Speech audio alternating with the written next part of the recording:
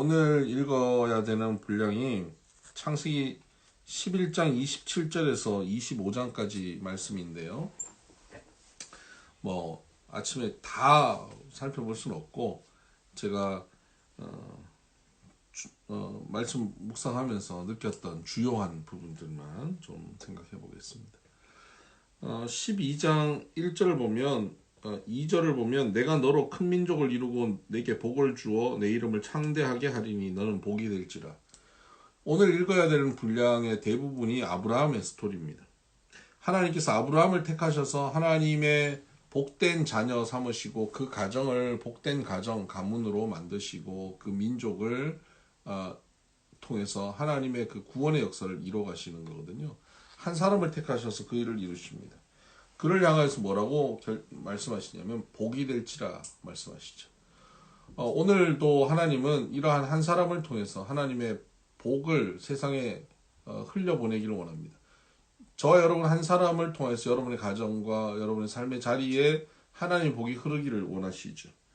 복이 되는 것, 그것은 복이 된 사람의 특징은 이렇습니다. 가서 다른 사람들이 나를 축복하게 만들어내는 사람입니다. 그래서 3절에 보면 너를 축복하는 자에게 내가 복을 내리고 너를 저주하는 자에게 내가 저주하리니. 그러니까 복이 된 사람이 가서 다른 사람들에게 축복을 받아내면 축복을 받아낼 만큼 다른 사람들과 좋은 관계를 만들어내고 그들에게 매력적인 사람으로 다가가면 그 땅이 복을 받게 되는 것이고요. 가서 사람들과의 관계가 틀어지고 그곳에서 다른 사람들이 나를 저주하게 만들면 그 땅이 저주받게 되는 것입니다. 그래서 복인 우리들은 우리가 사는 삶의 자리에서 다른 사람들로부터 축복을 받아내야 되는 그러한 마음 자세가 필요한 것이죠. 네. 그리고 또 뒤로 넘어가면요. 이런 기가 막힌 본문이 있죠. 13장 6절 그 땅이 그들이 동거하기에 넉넉하지 못하였으니 이는 그들의 소유가 많아서 동거할 수 없었음이니라. 조카 롯과 아브라함이 이제 갈라지는 장면인데 갈라지는 이유가 뭐냐면 소유가 많아서 동거할 수 없었다는 겁니다. 서로의 소유가 너무 많아서 동거하기 어렵대요.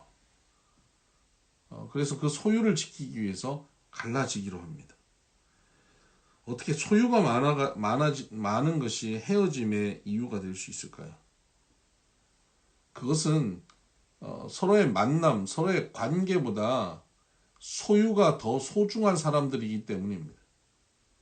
소유보다 만남과 관계가 더 소중한 사람이면 소유를 포기하고 관계를 선택할 것입니다. 근데 소유 때문에 동거할 수 없다. 참 안타까운 일입니다. 그런데 오늘 물질 만능주의를 살고 있는 우리들의 삶 가운데 이런 일이 종종 있지요. 소유 때문에 귀한 관계를 깨트리는 것, 물질 때문에 소중한 관계를 버리는 것, 이 참 안타까운 일입니다. 이런 일들이 우리 가운데 있지 않기를 원합니다. 그렇게 해서 롯은 소돔과 고모라로 떠나가죠. 근데 그 소돔 땅에 전쟁이 일어납니다. 그리고 그 전쟁으로 인해서 롯도 포로로 잡혀갑니다. 그 때문에 아브라함이 부하 318명을 데리고 또 이웃 족속들과 함께 연합하여서 그 전쟁에 참여합니다. 그리고 거기서 승리해서 오지요. 그랬더니 소돔 왕이 그 백성들은 다 돌려보내고 이 치안, 이 전리품은 네가 다 가져라고 말합니다. 그때 아브라함이 뭐라고 얘기하냐면 14장 23절 내 말이 내가 아브라함으로 치부하게 하였다 할까 하여 내게 속한 것은 실한 오락이나 들매끈 한 가닥도 내가 가지지 아니하리라. 멋집니다. 네가 나를 부자가 되게 했다는 말을 내가 듣지 않겠다는 거예요. 오직 하나님만이 나를 책임지신다는 것을 내가 듣기 원한다는 겁니다. 그리고는 그가 전쟁에서 얻은 모든 것을 그 물질을 가져오지 않습니다. 멋지잖아요. 너무 멋있습니다. 그런데 그 우리가 믿음으로 이렇게 멋지게 행동하고 말하고 살고 난 다음 삶의 현장으로 돌아오잖아요. 그럼 삶의 현장은 크게 변한 게 없어요. 뭐 여전히 무거운 삶의 어떤 짐들은 있고 루틴한 삶의 반복들이죠. 이렇게 내가 멋지게 정말 주님 닮은 모습으로 뭔가를 하고 나면 내 삶에 큰 변화가 일어나는데 그런 변화가 있지 않아요. 그냥 똑같아요. 오히려 좀 허무하기도 해요. 그렇게 해서 아브라함이 돌아와서 보니까 15장 1절에 이후에 여호와의 말씀이 환상 중에 아브라함에게 임하여 이르시되 아브라함아 두려워하지 말라. 나는 내 방패요 너의 지극히 큰 상급이니라. 하나님께서 그에게 말씀해 주시는 거죠.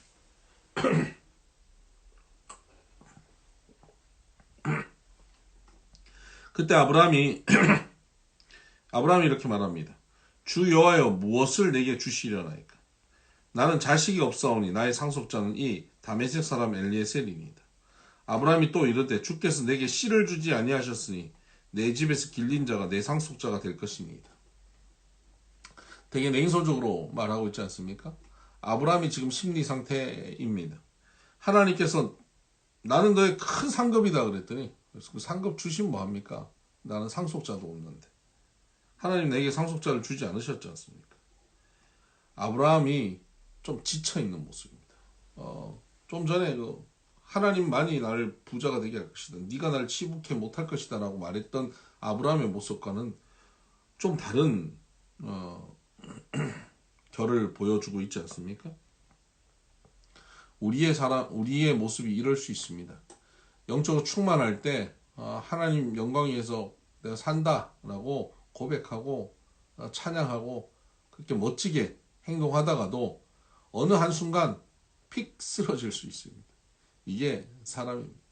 어느 한순간 내가 믿음으로 살았던 게 무슨 의미가 있나 할 정도로 완전히 바닥을 칠 때가 있습니다. 그럴 때 하나님께서 찾아오셔서 말씀하여 주시죠. 4절 여호와의 말씀이 그에게 임하여 이르시되 그 사람이 내 상속자가 아니라 내 몸에서 날 자가 내 상속자가 되리라 하시고 그를 이끌고 밖으로 나가 이르시되 하늘을 우러러 무뼈를 셀 수 있나 보라. 또 그에게 이르시되 내 자손이 이와 같으리라.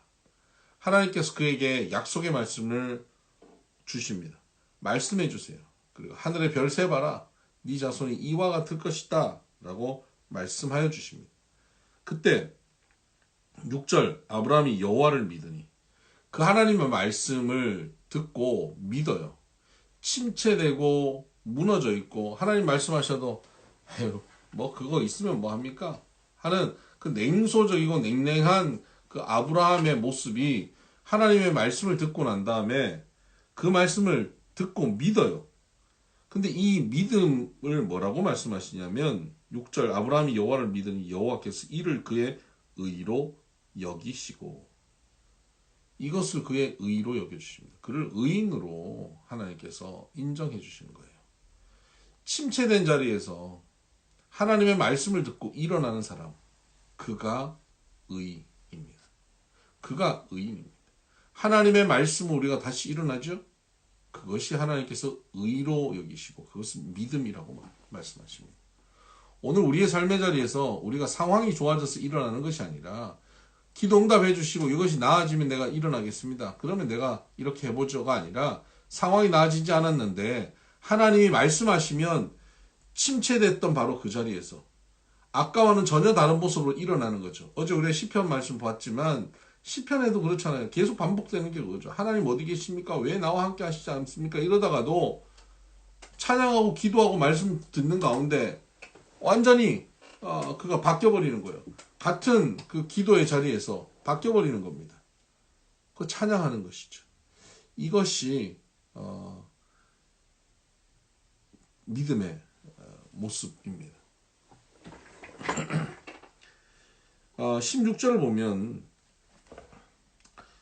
사레가 16장 2절 보면 사레가 아브라함에게 이르되 여호와께서 내 출산을 허락하시지 아니하셨으니 원하건대 내 여종에게 들어가서 가라. 내가 혹 그로 말미암아 자녀를 얻을까 하노라 하매 아브라함이 사레의 말을 들으니라. 하나님의 말씀이 아브라함에게 사레에게 그 가정에게 임했습니다. 그러면 그 하나님 말씀이 하나님의 방법으로 하나님의 뜻 가운데 하나님의 시간에 이루어질 것을 믿고 기다려야 되지. 근데 하나님의 말씀을 믿어요. 상속자를 주실 걸 믿어요. 근데 믿는데 가만히 보니까 그냥 이대로는 안 될 것 같아요. 그 인간적인 방법을 동원하는 거예요. 하나님의 뜻을 인간적인 방법, 우리의 방법으로 내가 컨트롤해서 이렇게 하면 될 것 같다. 이렇게 하면 요 시간에 이렇게 하면 이런 방법으로 될 것 같다. 그래서 내 방법을 동원해서 그것을 만들어가는 것이죠. 이게 지금 하갈을 통해서 이스마엘을 낳는 일인데요. 이것이 바람직하지 않아요. 여러분 하나님의 말씀을 우리가 듣고 하나님께 은혜 받고 하나님의 말씀을 우리가 약속을 받았으면 그 약속을 하나님의 뜻과 하나님의 방법으로 하나님의 말씀대로 이루어갈 것을 우리가 보아야 합니다.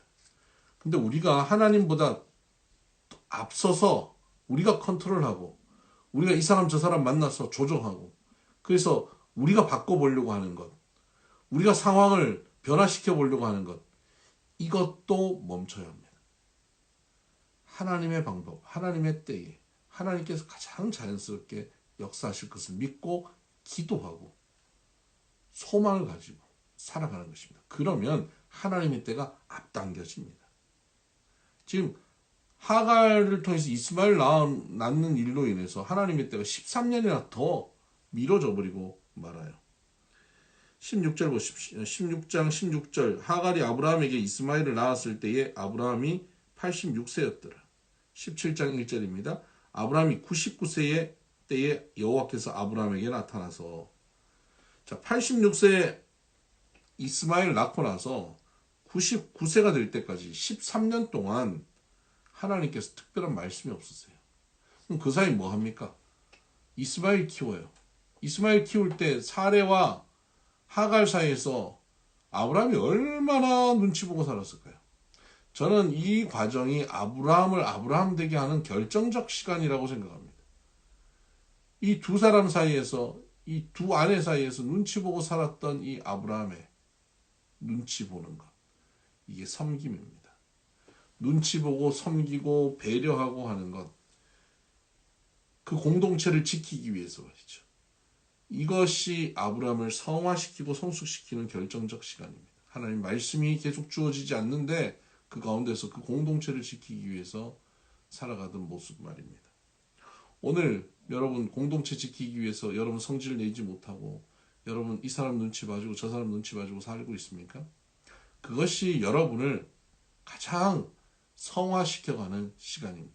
하나님의 시간입니다. 믿으세요. 힘드세요? 네, 그걸 믿으셔야 돼요. 그걸 믿고 오늘도 그 눈치 보는 자리에 잘 버티셔야 합니다. 그렇게 시간이 흘러서 하나님께서 이삭을 주시겠다고 약속을 하시죠. 그 약속대로 아브라함은 할례를 하고 이름도 아브라함에서 아브라함으로 사레에서 사라로 바꿉니다. 그러고 나서 하나님은 또다시 찾아오시죠. 그때 아브라함에게 말씀하십니다.